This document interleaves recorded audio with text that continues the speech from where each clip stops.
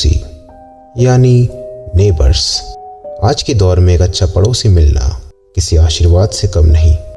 हमारे सुख दुख के साथी होते हैं पड़ोसी।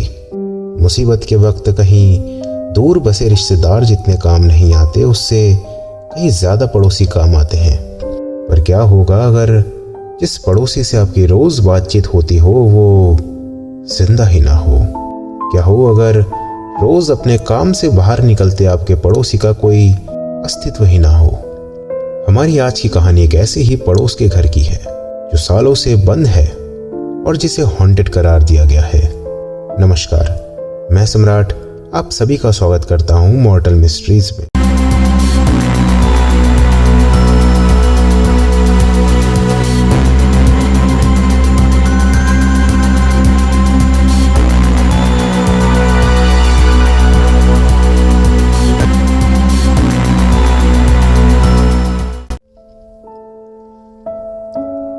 आज हम आए हैं कुंदन बाग कॉलोनी के इस हॉन्टेड घर में।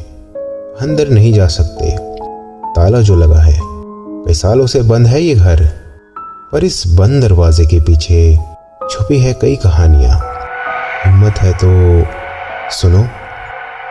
कहानी की शुरुआत होती है कुंदन बाग कॉलोनी के घर से। इस घर में माता पिता और उनकी 2 बेटियां रहा करती थी। पर एक दिन उस परिवार के मुखिया अचानक अपना घर बार छोड़ के चले गए और पीछे छोड़ गए अपने परिवार को, अपनी पत्नी और 2 बच्चियों को। और इस तरह घर में रहने वाले 4 से 3 हो गए। उस पत्नी की बेजान आंखें अपने पति के वापस लौटने का इंतजार करती रही, पर उसका पति कभी नहीं लौटा। जैसे जैसे वक्त बीता, उनके पड़ोसियों का नजरिया भी उनके प्रति बदलता गया। पड़ोसियों के अनुसार माँ और उनकी बेटियां बहुत अजीब थी। अक्सर दोनों बेटियां घर से बाहर खिलौनों से खेलने की उम्र में खून से भरी बोतल के साथ खेलती थी। पड़ोसियों की माने तो कई बार घर के अंदर से कुछ अजीब अजीब आवाजें भी आती थी। एक रात सबकी नजरों से बचते हुए चोरी छुपे इस घर में घुसता है एक चोर। और उसे क्या पता था कि वीरान से दिखने वाले इस घर में उसकी छोटी सी टॉर्च की रोशनी किसी चुराने लायक चीज की नहीं, बल्कि किसी ऐसी चीज की तलाश कर लेगी जिसकी उसे भी शायद कभी उम्मीद नहीं थी।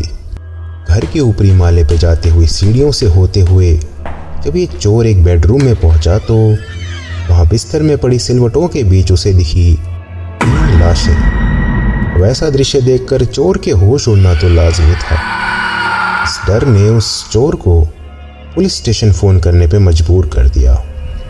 पुलिस ने उन 3 बेजान शरीर को कब्जे में लेकर जब पोस्टमार्टम कराया तो रिपोर्ट्स पुलिस के होश उड़ाने के लिए काफ़ी थी।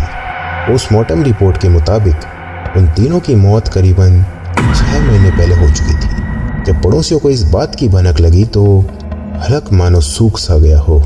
दिमाग कई सारे सवालों के बादल से घिरा हुआ था कि अगर उनकी मौत 6 महीने पहले हो गई थी तो आखिर इस घर के बाहर जो बच्चियां खेला करती थी वो कौन थी और घर में कौन गाना गाता था? इस घटना ने उस दौरान ऐसा तूल पकड़ा कि हर कोई इस घर के बारे में जान के हैरान था।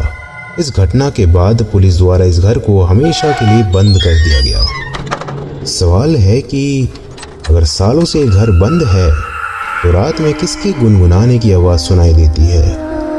अंधेरे की गिरफ्त में फंसे घर में कौन लाइट्स को ऑन ऑफ करता है? ये थी आज की कहानी। पसंद आई हो तो लाइक कर दो, कोई ख्याल या सवाल आया हो तो कमेंट करो। और इस तरह की डर और खौफ से जुड़ी कहानियाँ जानते रहने के लिए मॉर्टल मिस्ट्रीज को सब्सक्राइब करो। मिलूंगा आपसे एक नए खौफ भरी दास्तान के साथ। तब तक के लिए पीस आउट।